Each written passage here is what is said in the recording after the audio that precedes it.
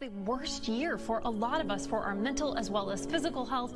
So joining us this morning is best-selling author, coach, and fitness expert, Lisa Goldenthal. Hello and welcome. I'm Lisa G, your host. You're at the top of your game, yet the game is changing faster than ever. Strategies that got you here aren't the ones that'll keep you here. The pressure is relentless, and the fear of obsolescence looms large. That's why I'm here. Welcome to the new podcast series, Disrupted: How to Be Gritty and Unlock Performance. This is your chance where I sit down with today's tops in business, mindset, wellness, and success to help you master disruption and thrive. Thanks for coming, and we'll see you soon.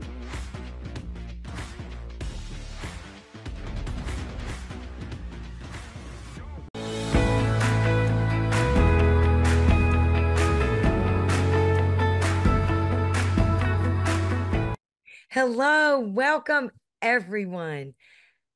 If you were able to join us on our last summit and on the podcast, and if you may even be following her, Lisa Goldenthal, excuse me. She is a high performance executive coach, and in 2024, she was voted in the top 15. Do you know how many high performance coaches there are? There are a lot. And she was voted in the top 15, leading you and others and companies into their next years and helping everyone be the best they can be. Lisa, I am so happy that you are here. You always share so beautifully, and your leadership is appreciated. And here we go. We're getting ready to move into the new year. Well, as we know, and the audience has heard this quite a bit by now, only 5% of all those that set, whether, we can call them New Year's resolutions, but we set goals. We take our dreams and our hopes and we want them to come to fruition, right? Right. Well, only 5%. And by March, only 52% are still practicing. How in the world, as a high performance coach, please share with us, how do we set up for that success? How do we maintain what we need to be doing to reach that success at the end of the year?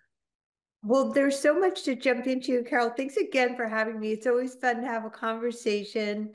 And as we look forward to the next year, it's time to shift away from hoping for success to strategically designing it. And that's what I want to talk to your audience about. There's so many cliche things we could say about resolutions and setting goals, and all the people that are in the gym on January 1st are not really even there by February 15th. So the statistics are bad, but I don't want to start out on a negative note. I want to help you guys imagine instead just waking up every morning fueled with purpose, productivity, and clear direction. That's the reality when you can harness the power of an intentional goal setting and a solid action plan. So just imagine this, you guys. If every day this year felt like it was moving you towards your dream, how powerful would that feel? Very. And I think years ago, the olden days is what I call that, I would set lofty goals. And I knew how to do it, but I didn't look at this as day to day, step by step. I wanted it to happen quickly, way before the end of the next year, certainly. Yeah. And I think that we often get caught up. I want to hear your input on this, please, in so much of what we have to do in the gap. And there's a book, Gap versus Gain. And we get caught here rather than where are we today And what are 2 steps? One step, if you must, one step towards into that gap, one little bitty step, and I really feel like that's where the the drop happens. And how do you help all those that you coach, these high performance, you know, people that are desperate to be high performers, right? Yeah. Olympians, for example. How do you help them stay in the game where they are one step, where they are one step? How do you get them to stay there? Well, I love your focus on accountability because obviously we all have these great visions, and we might wake up, January 1st sometime and be like, yeah, I want to run a marathon. I want to get married this year and I want to make $1 million. So it's really good to be a visionary. All great leaders are visionary, but it's good to have a brain dump. Just dump it all down. What do you really want? And then you got to narrow it down to what is the one thing, because you're not going to really be able to accomplish everything all at once. So I'd like to give you guys some real strategy as far as like, let's do it. Let's just make it your year. So let's talk about intentional design. Success doesn't just happen, it's built. So think of this year as your canvas, and every goal you set is a deliberate stroke that brings your vision to life. And everyone talks about SMART goals. Either you love them or you hate them, but let's just start with a SMART goal: specific, measurable, achievable, relevant, and time bound. And why? Because these goals will set a clear path forward, making even the biggest dreams stay attainable and feel attainable. So, for example, a lot has been said about your why, but you have to know your what and you have to know your why. Why do you want to get married, or why do you want to make $1 million? What does that feel like for you? And then you can get that vision with a taste and feel of your number one goal. We're going to start with one, and then we're going to teach you how to reverse engineer it. So, I mean, I remember when I first aimed at launching my business, it felt enormous and overwhelming. But by breaking down the goal into smaller, actionable steps, each one became a milestone, bringing me closer to my vision with a clear roadmap. And I had to learn how to enjoy the journey, because Yeah. that way it is not just possible, but inevitable. Because, so many times you think it has to happen right now, and you have this timeline. And none of my goals that I've accomplished have ever happened in the exact same timeline that I decided randomly. I have to do it Right. now. Right.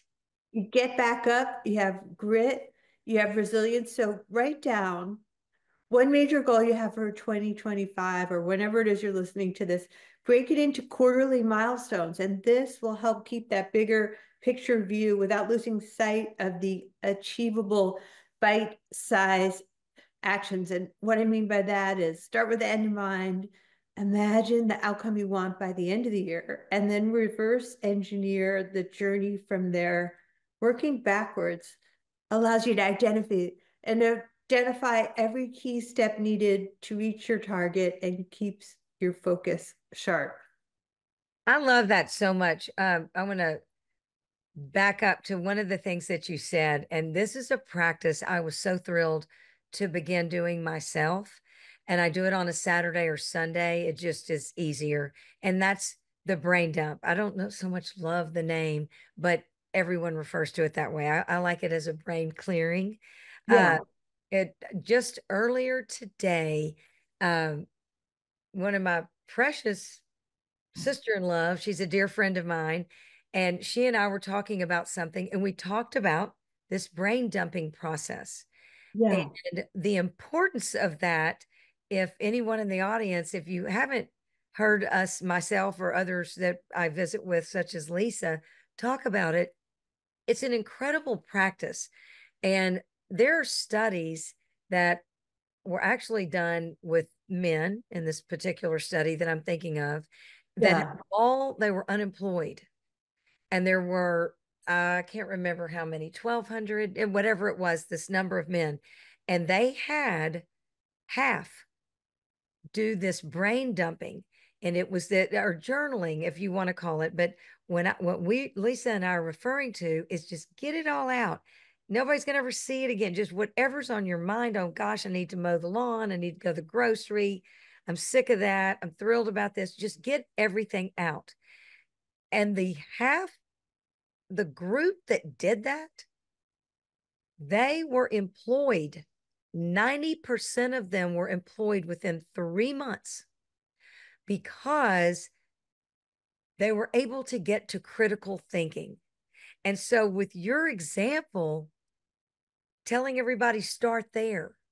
Yeah. Get everything out so that you can have critical thinking and clarity. And as Lisa has suggested, pick one thing. Yeah.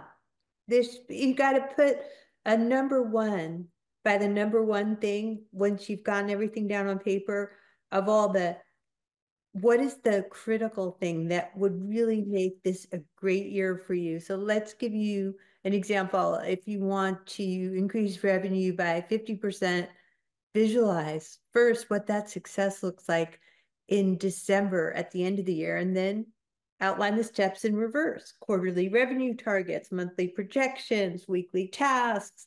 And this process keeps your attention on the outcome while clarifying the how behind the what. And as we already mentioned, you need that why. So write out your steps that you need to reach your yearly goal for that one thing, starting from the end point and moving backwards. And this roadmap serves as your success blueprint for the year. 100%. And reverse engineering, I wonder how many people are practicing that in smaller, in their day by day. You know, I happen to be in Houston, which is a wonderful big city. We have plenty of traffic, and I don't mind it because I love Audible. However, the thing about it is that surely most of us here, you think about when you need to get someplace and you reverse engineer when you need to leave. And Right. along the way, what do I need to take with me? And is there a change of clothes? And where am I going to do this? And am I going to have a wonderful conversation with Lisa from the car? Where am I going to be doing this? We're all reverse engineering, even if we didn't realize that's what was happening. Right. And, you know, high schoolers have to do it with their lessons if they're given a project. I love reverse engineering that the professional world, you know, has embraced it. I mean, it has become, you know, the thing, right? And I love it because we're all doing it anyway. Yeah, And it's then strategic. You have to have a strategic plan. So once you have your goal, you know what you want, you know why, and you can visualize it and you know how that will feel. Once you get into that feeling state of as if you're already there, which is a big part of abundance, is just acting as if it's already there, then you get that strategic planning in place because it's your number one thing. And the reason I don't want anyone in your audience to fail is because we're going to work on that one goal. We're going to reverse engineering it. We're going to have accountability. You're going to meet with somebody once a week, not an accountability coach, not someone who's going to be like, how'd you do? But someone that's going to like be like, okay, get a real strategy here. Let's do this, let's do that. What do you want? Why do you want it is all important in the beginning, but from there it becomes strategy. And the reason people fail are a lot of times is if they just look at their goals once a year. It doesn't work like that in business or in life. It's like, let's just take Sundays, for example. Like you like to do it on Saturday. It could be Sunday, it could be Saturday, but this is your strategic reset time, and treat that as your weekly check-in to review your progress, recalibrate your goals, and prioritize tasks for the week ahead. And this ritual will set up a strong foundation for each week, like a captain charting a course before setting sail. So the practical tip is to use Sundays to celebrate wins from the past week, no matter how small, and map out the week ahead, and consider it your commitment to steady, intentional progress. So I would say set aside 30 minutes for that. How does that sound? Yeah, I love it. Trust me, I always try. I shoot for an hour, and 30 minutes is more realistic. So I think I love that suggestion. And I want to touch on something that you said because I think it is of the utmost importance. And one of my mentors, Randy, he always talks about this. Our whys have to be bigger than any of the roadblocks that come along the way. And Oh, I like for people, I like to suggest your why. What does it look like? What happens when you succeed, when you reach this goal?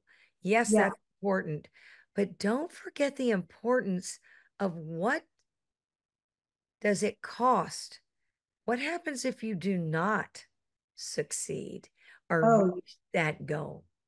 yeah. The cost of inaction should be as powerful and painful as you can make it, because I've been there. I've been there, where I wanted this thing and I wanted it so badly. And I would look at my vision board and I would look at my goal, and I hadn't gotten there yet, but I didn't give up. I had accountability. Sometimes you have to look at what happens if I don't take this action, even though I have failed before. I have failed many times. All the most Yeah. successful people in this life have failed in huge ways, but they just keep going. So you have to find that. I love the way you talk about, well, what if I fail? I mean, you kind of have to look at roadblocks are going to happen. This is life. It's been like that. Boom, boom, boom. Like, well, pandemic, lockdowns, we have riots, we have economic uncertainty, all these things that are constant. So you have to be able to be, what do I do if I hit a roadblock? What's my Yeah, strategy there? that's right. It's just why. What's it look like when you succeed?